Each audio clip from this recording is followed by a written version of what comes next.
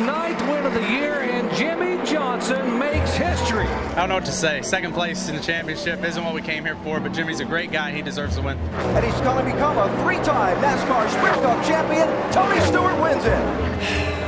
I told my wife, if I can't win this thing, I'm going to be the best loser NASCAR's ever had. So I'm going to try really hard to keep my head up. They're blocking. Good go down low. Carl Edwards into the wall. He got tagged by the 22. Big hits by the 19. Everybody, they did a good job, and it didn't work out.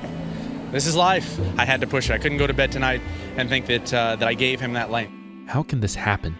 How can one race, the same race, produce so many different outcomes year after year, and yet, in the end, always produce the same result?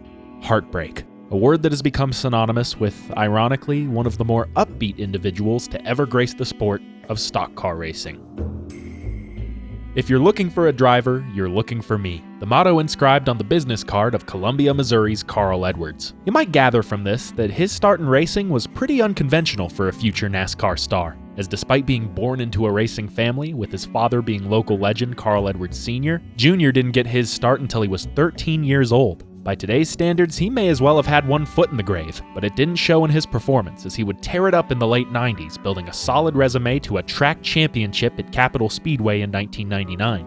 By then, however, it was time for the 20-year-old Edwards to start getting realistic about his career. So while he still raced modifieds here and there, he also began studying engineering at the University of Missouri and even took a job as a substitute teacher.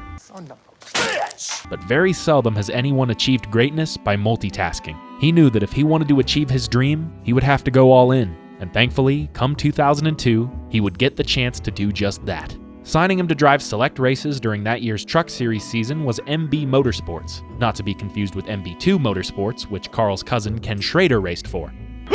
Oh, sorry, I forgot. He also drove that car. By the way, that scream I just bellowed was about 100 decibels, but you wouldn't know that if you're using sucky-ass headphones. Well, thankfully, the sponsor of today's videos got you covered, the Raycon Everyday Earbuds. I know that bridge was a stretch, please just humor me. Raycon's Everyday Earbuds are the perfect companion to help you get through your day, offering premium audio quality that goes wherever you go. Whether you're working, traveling, or just loafing around the house, Raycon makes it easier than ever to listen to your favorite music, audiobooks, or YouTube videos, because I know some of you are just listening to this. No, that's okay. These videos that I edit for days on end, that I spend hours making the visuals for, no, that's all right. Just keep listening to them. Sick freaks. Raycon's Everydays come with multi-point connectivity, wireless charging capability, a 32-hour battery life, and a quick charge function, where with just 10 minutes of charge, you get 90 minutes of play. My favorite feature is the active noise cancellation, because sometimes you just gotta make the voices go away.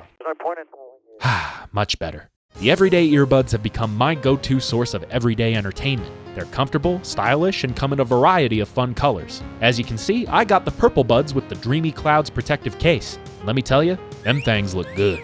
So if you'd like to try your own pair of Everyday Earbuds, go to buyraycon.com/Elly to get 20% off site-wide. Again, that's buyraycon.com/ELLY. Link in the description. Thanks again to Raycon for sponsoring this video, and I hope you enjoy. In his early 20s, Carl Edwards had his shot at the big time, running 7 races in the trucks to kick off his career. All in all, he didn't do great, but his best result, an 8th place finish at his home track, the Kansas Speedway, caught the eye of car owner Jack Roush. Well, that and his business card.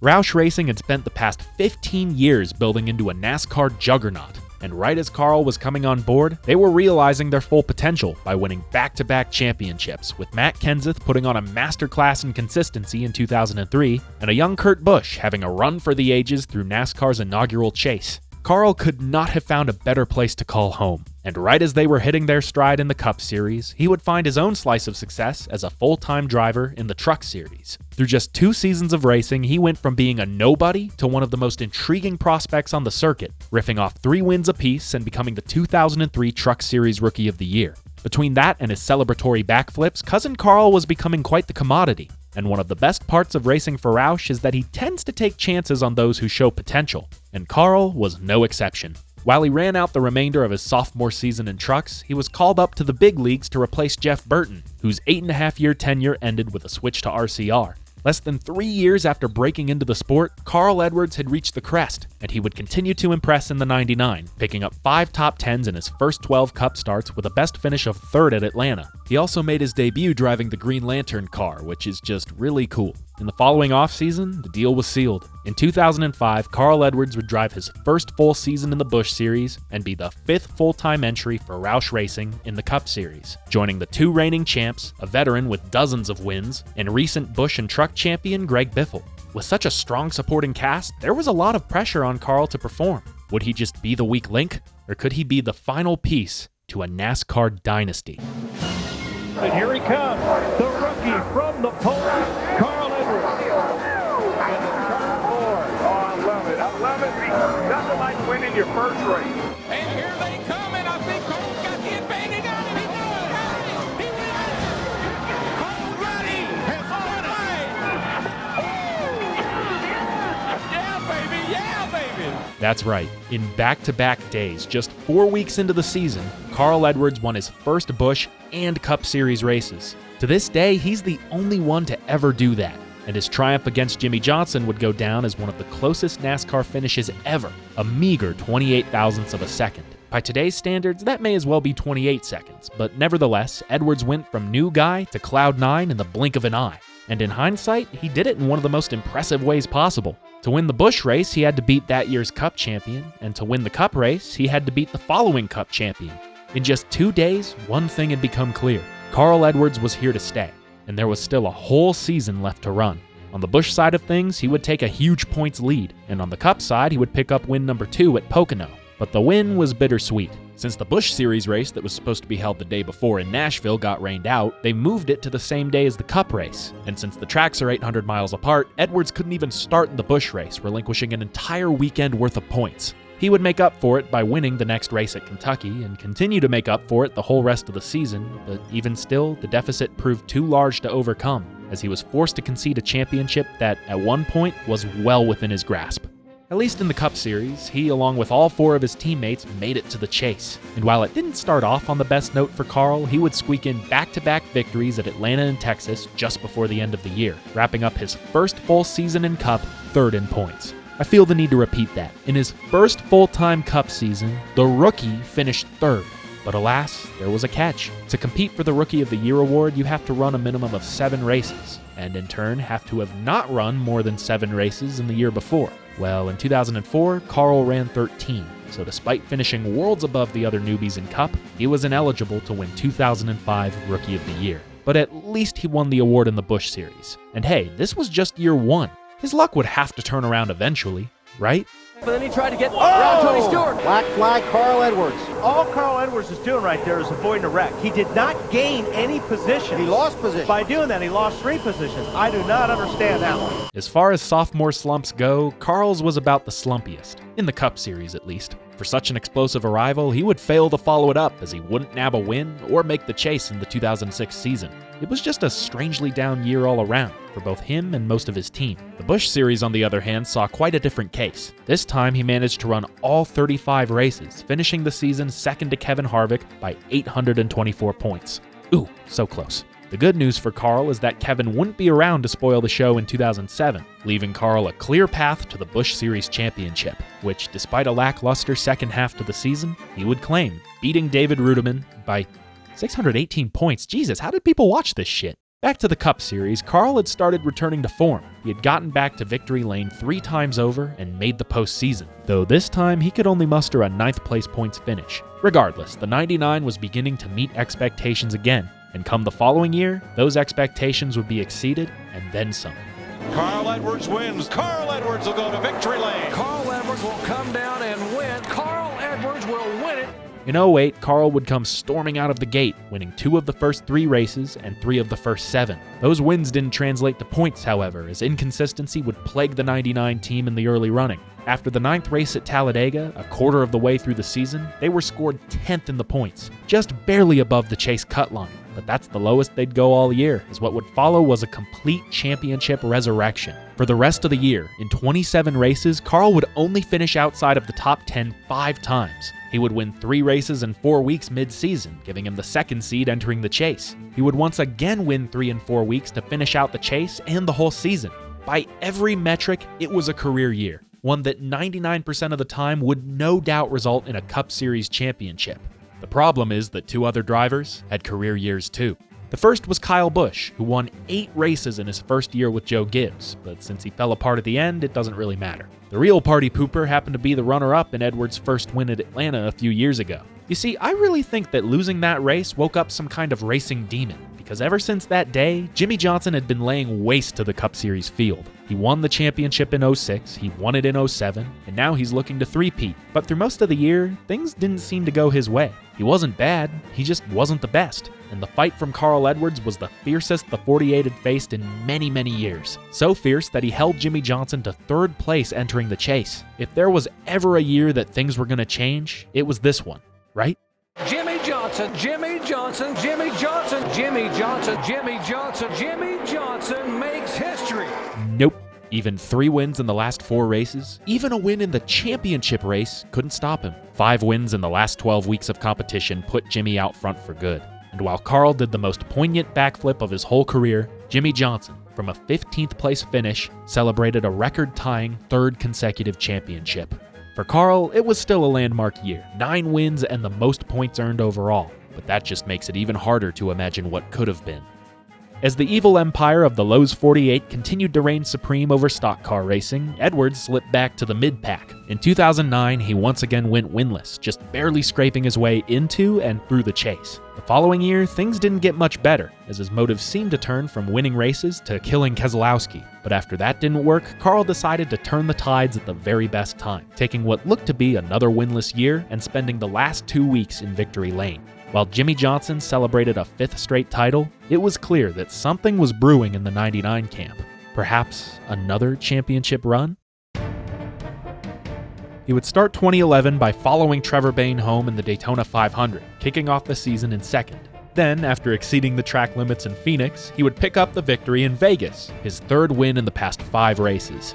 Now, I'm about to spoil something for you, and I want you to remember this as we move forward. This would be the only win for Carl the entire year. He might finish 3rd and he might finish 2nd, a lot, but from this point forward, he will not go back to victory lane for the rest of 2011. Rather than relying on domination like he did in 2008, this championship run, much like Matt Kenseth's in 03, would be built on sheer, crushing consistency. And boy was he consistent. Despite the lack of dubs, he would hold the points lead for the heavy majority of the year, only faltering a few weeks before the chase. Even then, he would open said chase with 5 straight top 10s and 4 top 5s. His worst finish through the entire 10-race postseason was 11th. His average, a 4.9. Even the most dominant championship runs fall short of this mark. It was simply miraculous, and once again, 99% of the time would result in a championship. But the irony of this run is that it wasn't undone by a dynasty in the making, or even a genuine contender. The downfall of Carl Edwards' 2011 campaign would come at the hands of a man flying familiar colors. I'm back at Infineon Raceway, and yes, that is a live picture. Tony Stewart, who took Carl's former sponsor, Office Depot, was unmitigated doo-doo in the regular season. Whereas Edwards spent all but 9 races in the top 10, Stewart could only finish in the top 10 11 times. In Bristol, just 3 weeks before the start of the chase, Stewart openly stated that if he had made it, he would just be taking a spot away from someone who deserves to be there. You could not find someone more down and out than Old Smoke in mid-2011. But alas, he would make it, and as the chase got underway, something just clicked. Tony Stewart opens the chase for the NASCAR Sprint Cup with his first win of the season. 2 wins in a row to start the chase. Tony Stewart wins at New Hampshire. For a fleeting moment, the ultimate upset looked possible, but 2 straight duds would force Tony back down to earth. With the season he had, there was no way he could pull it off. Tony Stewart wins at Martinsville. He couldn't possibly close the gap. Tony Stewart takes the checkered flag at Texas. It just wasn't meant to be. Carl Edwards finishes 2nd. Tony Stewart finishes 3rd. They go to the finale separated by 3 points. Heading back to Homestead, the impossible was likely. Going into the final race of the season, Carl Edwards led Tony Stewart by only 3 points. It should have never come near this point. Without the chase, Tony wouldn't have even come close to this position. And beyond that, Carl had won this race in the year before. He won an owner's championship the day before. He started on the pole for this race. It was meant for him, destined to be his. Now all that was left to do was go out and get it. Tony Stewart wins it.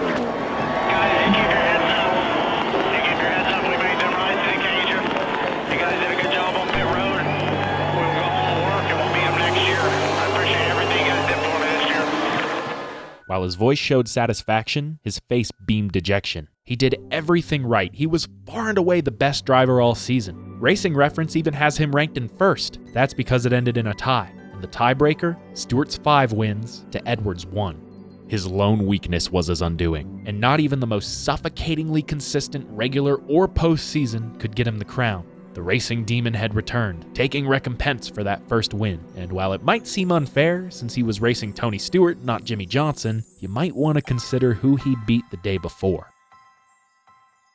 The following season would see another fall off. While he would sit on the pole for the Daytona 500, that's the highest he'd be all season, as he wouldn't win a race, wouldn't make the chase, and finished a career-low 15th in points. Things would moderately improve in the Gen 6 car, as he would pick up a pair of wins in both 13 and 14, and even make it to the penultimate round of the first ever NASCAR playoffs, but by now, it had become evident that something was wrong at Roush. The super team era was now long behind them, and from both a practical and personnel standpoint, they were falling behind the times. So just like Matt Kenseth 2 years before, Carl would jump ship to an emerging super team, mid-2010s Joe Gibbs Racing. The driver lineup alone should have assured a championship, but putting them in a revamped Toyota Camry, it was a match made in heaven, as JGR would score a combined 14 wins in 2015, and Kyle Busch would win them their first championship in a decade. Carl only contributed 2 of those, but they were biggins. 2 crown jewel races, the Coca-Cola 600 and the Southern 500.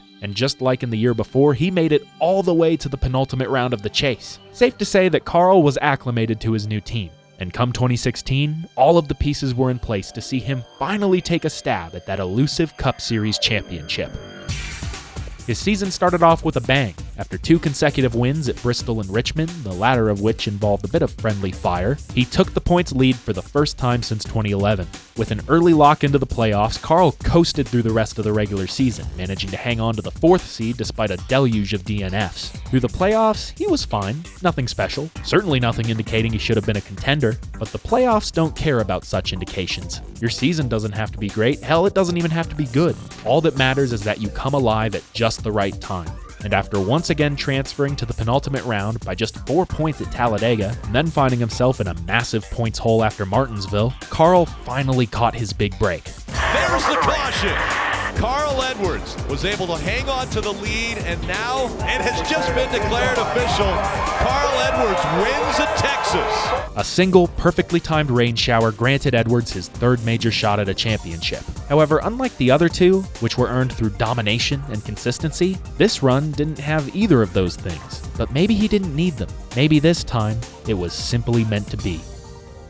While most of the race belonged to Kyle Larson, the Cup was firmly in the grasp of the 19. On the long runs, none of the other 3 contenders could hold a candle to Edwards' Camry. Not even his own teammate, the defending champ, could hold him off, as Kyle Busch would relinquish 2nd place and the championship lead to Edwards with just 25 to go. As the laps whittled away, it seemed like the light gray asphalt of the Homestead Miami Speedway would finally reward Carl Edwards. For every moment of misery and dejection he had suffered, most of it right here, at least now it would all be justified when he finally won the Cup Series championship. The caution will come out. A restart.